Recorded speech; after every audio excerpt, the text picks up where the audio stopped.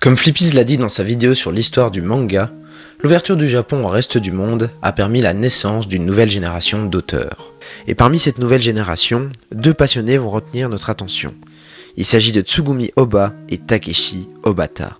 Ces deux artistes sont nés au Japon. Ohba est scénariste mangaka et Obata mangaka, illustrateur et chara-designer. D'ailleurs pour les fans du jeu Castlevania, Obata est celui qui a fait le chara-design des personnages du jeu.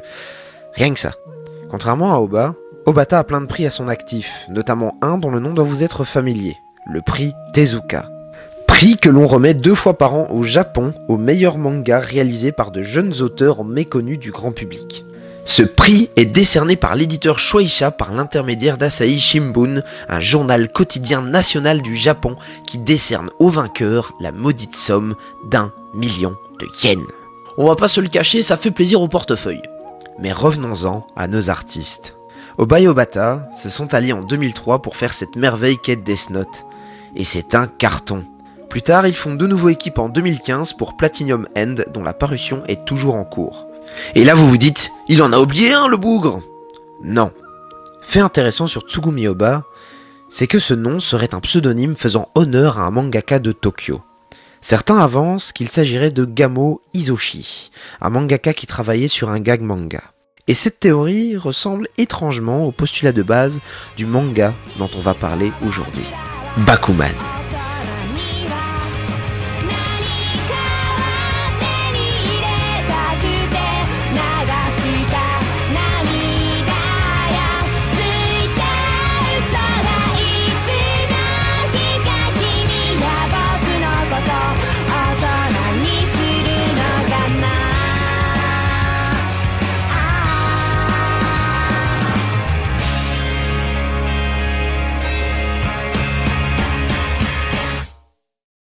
A l'origine, je ne suis pas un grand lecteur de manga, je suis beaucoup plus familier à l'univers des comics et à la BD franco-belge.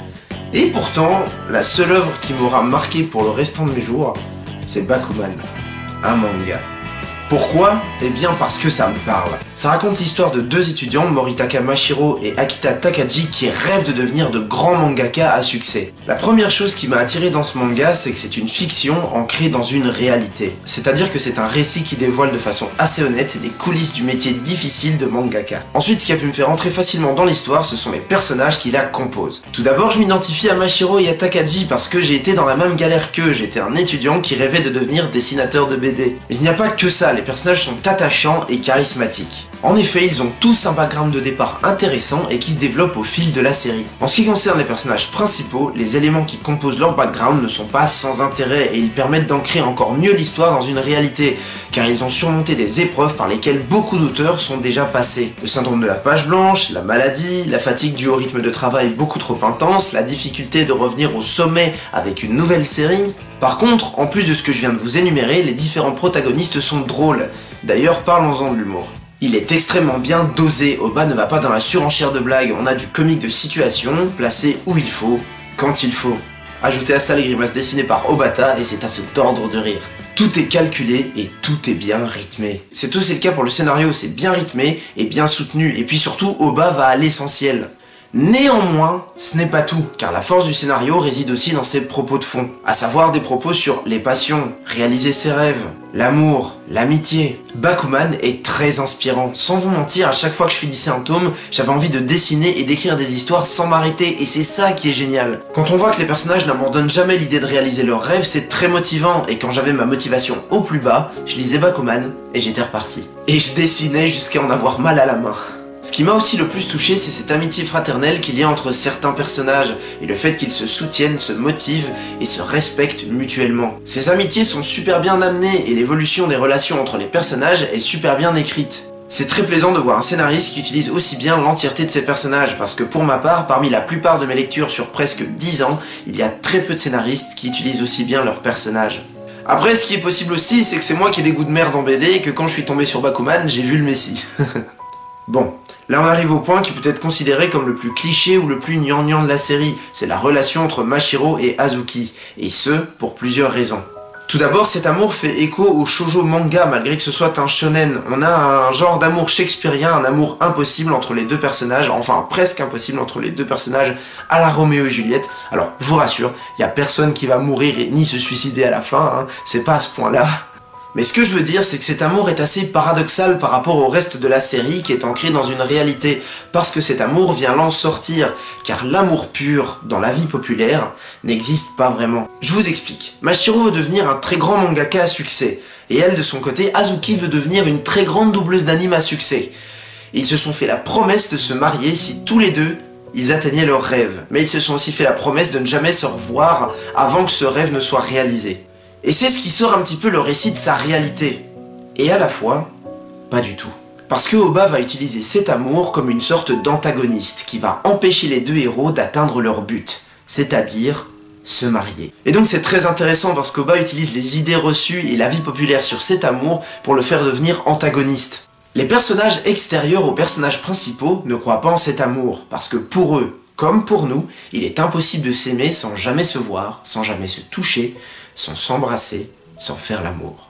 Et je ne vais pas aller plus loin dans mon propos parce que je pourrais faire une vidéo de 2 heures sur ce manga tellement j'ai des choses à dire, surtout que le but c'est de vous inciter à lire la série. Et si je vous dis tout, si je vous spoil tout, bah y a plus de suspense quoi.